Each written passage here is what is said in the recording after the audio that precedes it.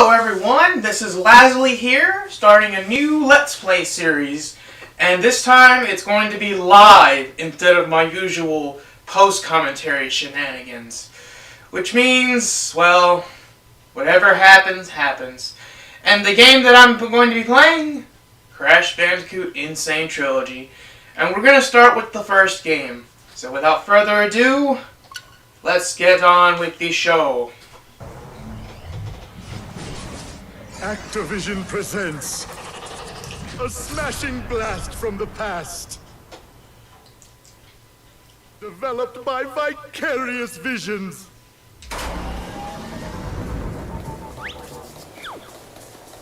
It's Crash Bandicoot!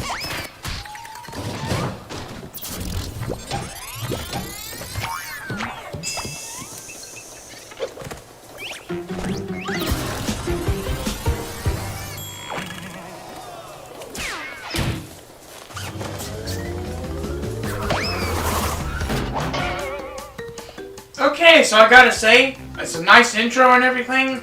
It's just kind of annoying that you can't really fully skip it. But it is a nice opening animation there. And, well, that polygonal model of Crash isn't fully accurate to the actual PlayStation 1 games, but it gets the point across. It definitely gets the point across, so. Push the A button. This is a compilation, obviously, of 3 games. Crash Bandicoot! But there's also... It's Crash Bandicoot 2! Cortex Strikes Back! And we're not done yet, because there's one more. It's Crash Bandicoot Warped! You gotta love the attention to detail. They even got the warped part right from the original game. However, I'm pretty sure none of the original voice actors from the PS1 game return here.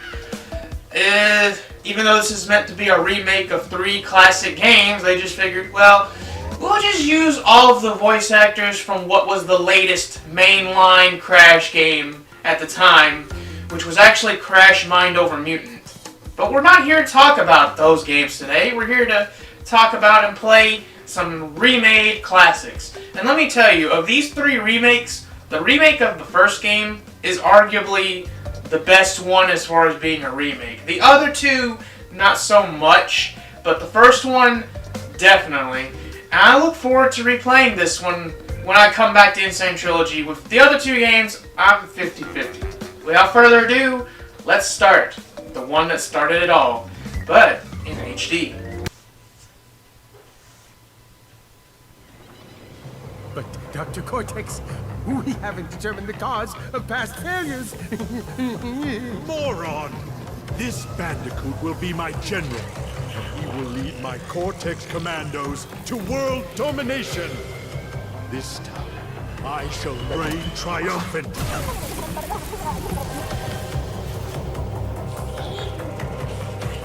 We are closer than ever before. Quickly, into the vortex. Dr. Cortex, the vortex is not ready. We have no idea what it could do.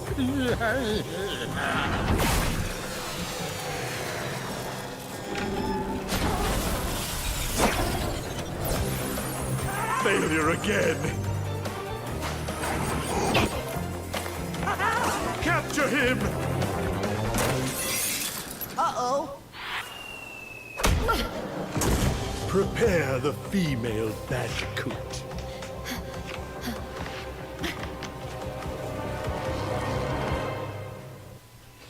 So, my favorite part of that opening cutscene is the part where Crash goes, uh-oh! And I'm so glad that they kept that in, even with the new voice actor and all that. So anyways, yes, welcome to Crash Bandicoot Insane Trilogy, the remake of the first game for now. Maybe I'll do the other ones. Oh wow! And I already died because I'm getting used to the Switch controls. My bad. Yeah, anyway, I'm playing this on the Switch because I already did a 100% long play, speed play of the 3 games, the remakes of the 3 games, so I feel like doing the game on another system to show off the differences was the sensible thing to do. By the way, this whole package of games takes up 5 gigabytes on Nintendo Switch. I don't know, I just felt like pointing that out. That's like a fraction of what it is on PS4. I know that much for a fact. But anyway, yeah, that first death doesn't count because it was accidental. But that's the good thing about the remake of Crash Bandicoot. But just real quick, I need to concentrate.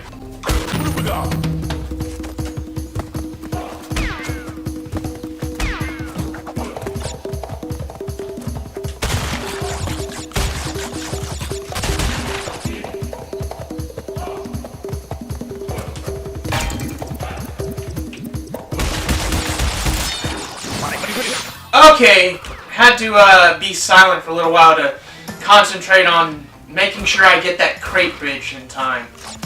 But thankfully, all is good except for that accidental death, which doesn't matter in the remake because you can still get the gem. Yeah, in the original version of Crash Bandicoot, the only way to get a clear gem is to beat the entire level, get every single box without dying. And I know what you might be thinking. Oh, that is a legitimate level design, game design thing. No. Apparently it might be a glitch, because if you in the original game, if you die and respawn from a checkpoint in the middle of a level, the boxes that were prior to that checkpoint get respawned, which doesn't make any sense at all.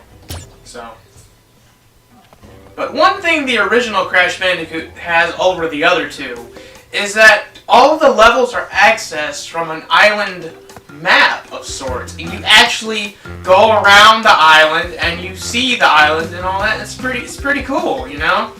And this is a detail that was in the original game, but obviously it was the PS1. The models weren't the most attractive looking. But you're probably wondering what this purple pad is. It says to Stormy Ascent. Well, why don't we see what this is all about? I'm not actually going to play the level. I'm just showing off that Stormy Ascent was a level that was originally in the original Crash Bandicoot. It was basically done, but they decided to leave it out of the actual game. It's on the disc for the original game, but only accessible with Game Shark, because it was too hard for the original Crash Bandicoot. I'm like, wow, okay. But anyway, we were able to get the clear gem in Insanity Beach just fine. However, not every level, you can't get the clear gem on every level on the first visit. And I'm just going to let you all know this ahead of time, since I've already done 100% playthroughs of all 3 of these games. I don't really feel the need to do 100% all over again. If you want to see me get 100% in the Crash Bandicoot games, all you gotta do is look up my speed plays on the channel, Loose Goose. Loose Goose is not the same person as me. Loose Goose is a person that manages the channel and manages my content. I'm the one that makes the content. You could say that Loose Goose edits and uploads and all that. Anyways, you want to see me get 100% in all the Crash games? All the games I'm going to be doing live Let's Plays for. They're already done without commentary, so you can look at that if you want. But if you want my commentary on games without all the fluff, here you go. Anyway, I've stumbled on the menu long enough. Let's move on to Jungle Rollers. Because you know what they say, we just gotta keep things rolling. And I'm not gonna be silent this time because I don't really need concentration. But yeah, on the Switch, you need to push the B button to jump, because the B button on the Switch Pro controller, anyway, is in the same spot where the X button would be on a PlayStation controller. But that kind of throws me off because I'm used to pushing A on Nintendo controllers to jump and all that stuff. So that's why I died on Insanity Beach on the first crab. But it is what it is. And if nothing else, it demonstrates that you can get the clear gem and die. Although, now that I think about it, I don't remember if it worked like that exactly in the original game, but I think if you die and respawn at the beginning of the level, you can still get the clear gem. I'm not 100% sure about that, though. It's possible that it might just, like, spawn... Like, if you respawn, the game could tell that you respawned, and it would, get rid of the trigger that would normally give you the chance to get the clear gem. But that is no longer an issue at all in the remake, thankfully. So, don't have to worry about that. As for the bonus rooms, you can't get 100%, you can't get the clear gem on this level on the first visit. As you could probably tell earlier, we passed by the green gem platform, but it was all holographic and wireframing. So I'm not gonna, waste time doing the bonus rooms when you're not gonna get anything for it, really. But wherever I can, I will try to show it off. I'm gonna try and get all the gems I can on the first pass. There are some levels where you still need to beat it without dying, but it's only for a few levels, and you get a color gem from them. This is the developer's compromise for this remake, so that people can get that original experience, but to make the new games, the remakes, more accessible. So, it's fine. On to the next level, the Great Gate, which is another level that we can't get the clear gem on the first try. So, but this level is a lot more 2D centric than the other levels, I find. I mean, not really 2D because, as you can see, I'm on the wood platform, but I can still move in 3 dimensions. So, a pseudo 3D, I guess. I wouldn't even really call it 2.5D because 2.5D is 3D graphics, but it's still functionally a 2D game. Something like Klonoa 2 Lunata's Veil would be a good example. I'm not sure about the original Klonoa if it's really the same, but, well, hey, Klonoa is a pretty good game series. If none of you watching this have played those games, I highly recommend downloading the first game on your PS3 or PSP for like $6 because it's a PS1 classic. And most of those are sold for $6 on the PlayStation Store, which for a lot of those games, I'm not gonna lie, $6 is kind of a steal. I'm not gonna lie there. Some of them are $10, but it's usually for RPGs, usually, almost always, published by Squaresoft. Nowadays, they're known as Square Enix, but I grew up in a time where they were infamous for being known as Squaresoft. So, it is what it is there. Also, did my Aku just randomly downgrade back to the first level? What the heck? I guess it's not a big deal. Actually, there's going to be a level coming up where the level automatically takes away all of your Aku masks anyway, so. Also, that was like half of the level. When you come back here with the color gem, which is the yellow gem from like the very last level, the level takes like twice as long. You can see 19 boxes. That is a lot.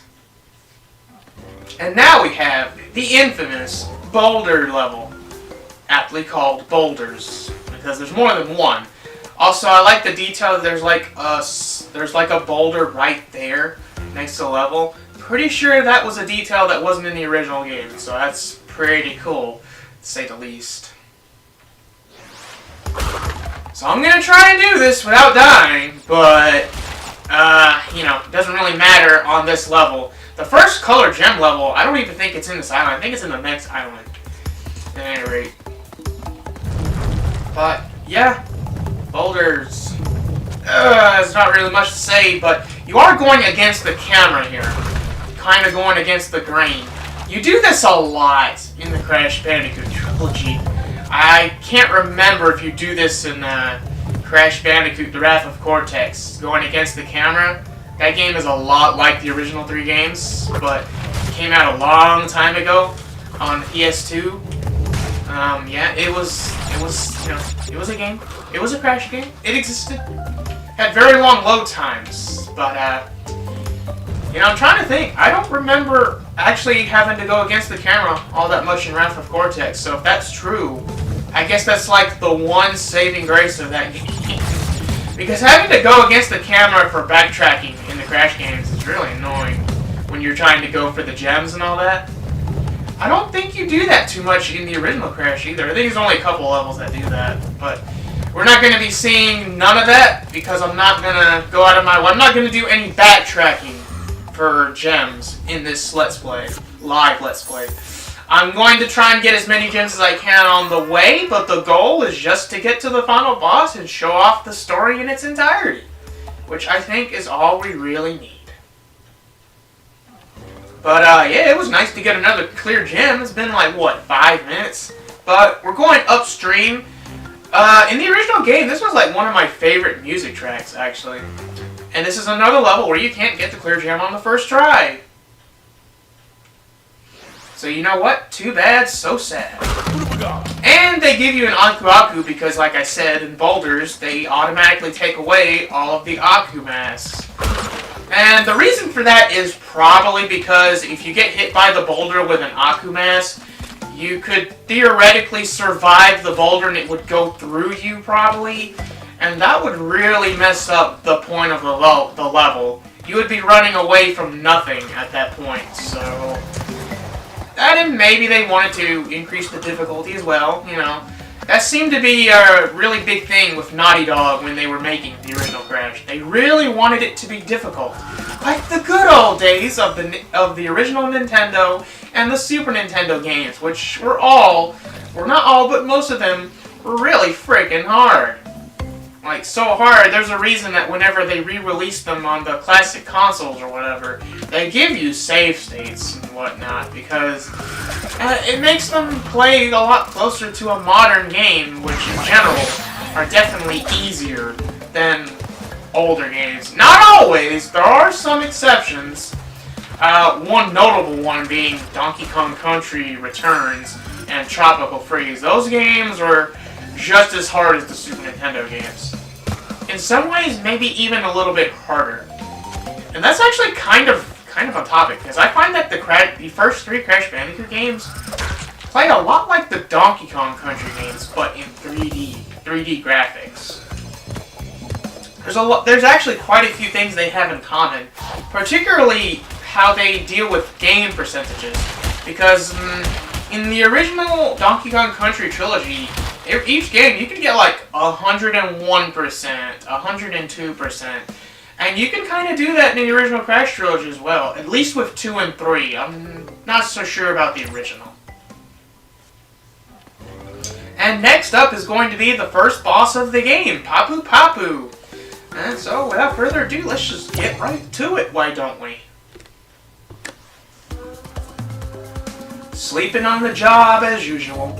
Well, being the first boss, don't really have to take this too seriously. It's worth noting that Papu Papu has an additional 2 hit points, because in the original release of Crash Bandicoot, he only had 3 hit points. But when the game was released in Japan, a little while after the American release, they decided to give Papu Papu 2 more hit points just to make him a little less of a joke, and more comparable in difficulty to the other bosses that are going to come up later in the game. Which makes sense, because in the original game, Papu Papu and one other boss, I think, were the only ones that had 3 hit points. Most of the other ones usually had more. So it does bring him more in line with the other bosses, I guess. Because, yeah, he's painfully quick. He's pretty quick and painless otherwise. Matter of fact, we are done. Hey, you do a nice little dance there. It's no Crash dance, but it'll do. I would not recommend bouncing on someone's belly in real life. That's actually a lot more painful than you think. But here's an interesting surprise that happens after you defeat the first boss here. You get to go to something called Coco's Time Machine. I wonder what this is all about. Do you want her to join your adventure? Why not? Right? So this is another thing they added for the remakes. You're able to swap between Crash and Coco. And it's worth noting that in the original PS1 releases of the games, Coco was only playable for certain stages of Crash Bandicoot Warped.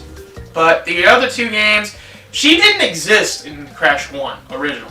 Crash 2, she was there, but as a glorified NPC. You never played as her, but she's part of the story. That's where she was introduced. But this time around, the developers for the remakes, Vicarious Visions, decided to it's kind of a contrivance, basically. In Crash Bandicoot Warped, Coco is fiddling around with the time machine, and by doing that, she's able to revisit Crash's previous 2 adventures, and she's able to play, she's able to go back and play the levels alongside Crash, well, technically instead of, but you know what I mean. Basically, it's a contrivance that sort of makes sense, but it's still kind of weird, I understand. But, hey, it's a way to be able to play as more than one character, which I approve. And in the remake of Crash Bandicoot Warped, she's just, you go to her in the hub, where she always was, and you talk to her, and she will automatically be triggered to be playable in the same capacity from the beginning of the game. In Crash 1, you have to defeat Papu Papu, and I think in Crash 2, you also have to defeat the first boss, so it is what it is. So in addition to Tana tokens, which you get to get into regular bonus rooms, there's also the Embryo tokens that are also needed to get all of the boxes in a level. This wasn't the case in the original Crash Bandicoot. This is something that Vicarious Visions added in for the remake to give it more of a point, I guess. So, and again, otherwise, the Embryo bonus stages were completely optional in the original Crash. You didn't have to do them to get the clear gem, as far as I know. And I think it's the same case with the regular bonus rooms as well. I believe the crate counts for those were completely independent of whatever level you were in. So you never really had to worry about it. You only had to worry about getting all the boxes in the main level without dying, which, believe me, it's hard enough. So, it's understandable, you know what I mean? So wait, I had the tier 1 Aku, but I went back to Invincible just from getting one? Oh, that's strange. But, there was an Embryo token in a box that was hidden amongst all those TNT boxes I exploded earlier. But, yeah, I didn't really worry about it because, again, can't get the clear gem on the first visit. You need the blue gem this time around, which you get in a much later level. Yeah, like half of the boxes again, right? Unfortunately, we're gonna have to see Coco endure an onslaught of boxes, as it were. You actually get a trophy for this on PS4, an achievement. I assume you get an achievement on Xbox. I don't really play on Xbox very much, but I have to assume that whatever trophy you get on the PS4 version of the game, you get it in the form of an achievement on Xbox, and we will leave it at that. Okay, this level you can't play with Coco. Only Crash can tame the Wild Hog, hence Hog Wild. So, I'm going to be completely silent on the commentary side of things for this level for two reasons. One, because of concentration, and two, because of the music. It's even though the remakes version of this song is not as good, I think. Or maybe it's just my bias, my nostalgia, but it's still a good song. But mostly, I need the concentration. So, see you guys in like a minute or two.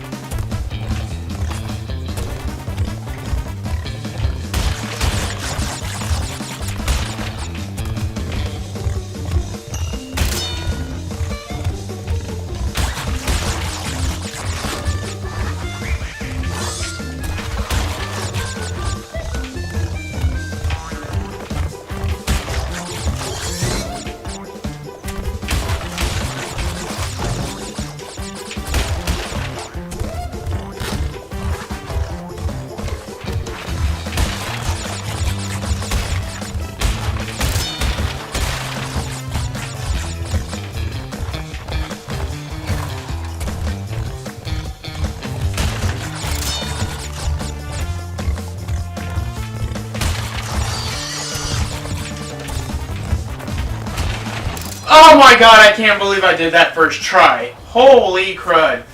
Actually, there was a failed recording of this where I actually did this, and I was hoping I'd be able to do it again, and I did it again, so that was pretty sweet. I'm not gonna lie.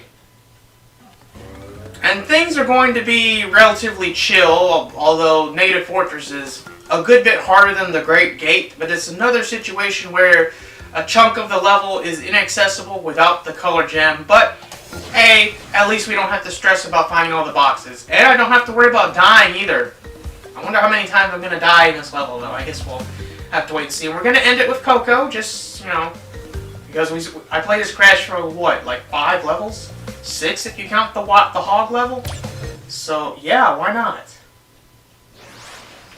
yeah, we are just gonna try and take things as nice and easy as possible with this level, since this is going to be the end of Island 1, and also the end of this first Let's Play part, I guess you could say. And I think the hog level is another level, like Boulders, where they take away all of your hard-earned Aku Aku masks, and you have to start all over again, which is why they give you one at the beginning of Native Fortress. How generous of them, after they rudely took them away. Because, I mean, what is the... I understand the reasoning for Boulders, but what is the reasoning for the hog level? If you get hit in the hog level, and you have an Aku, just keep going. But then again, the hog levels are a lot shorter than the equivalent levels that we'll find in the other two Crash games. So, maybe they're like, well, these levels are short enough as it is, we gotta make them as hard as possible. The hog levels are some of the worst levels to get the clear gems on, because you have to get all the boxes in one go without dying, and there's checkpoint boxes, which, if you're going for 100%, don't really help you at all, sadly. But, you know. And I'm not trying to stress about getting all the boxes, but I'm still getting all the boxes anyway. Call it a compulsive habit, as it were. But, yeah. You know, this remake of the original Crash is so much better than the original. It's not even funny. I have no compulsion at all to go back to the original version of Crash 1, now that this is a thing. But I will admit that my feelings toward the remakes of Crash 2 and 3 are a little bit different, I suppose. Oh man, I actually died there. Oh, that was kind of weird though. I don't know, sometimes the physics in the remakes can be a little weird. I think it's because they changed the hitbox for the characters to like a pill shape or something like that, which means... Whoa, what just happened there? Okay, anyway. Yeah, the hitbox for the characters are like a pill shape now. So sometimes if you're at the edge of a platform, supposedly, you can actually slip off, which is kind of annoying.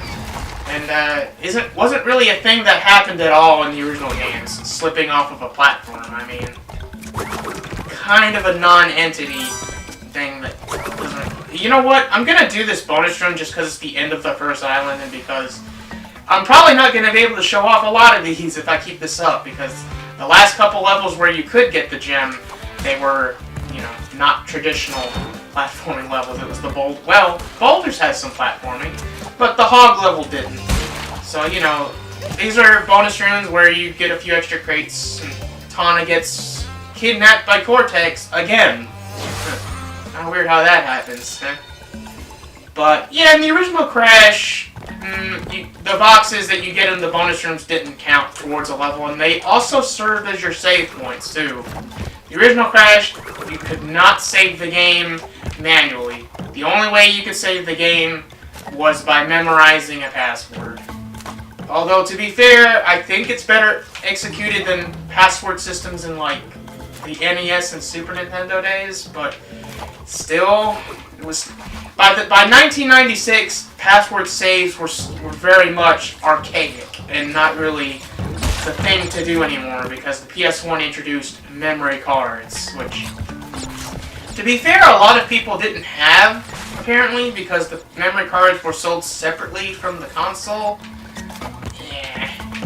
Not a decision I agree with, especially in retrospect, because, fun fact, when I first got a PlayStation, I didn't have a memory card right away. So, there was this one time I was playing the original Spyro, and I didn't have a memory card. It's not a very long game, normally, but it was my first playthrough. I was like 7 years old. So, the only way I could play through and beat the game eventually was by playing the game and then leaving the system on overnight, like after I went to sleep and all that. So, you know, that was a thing.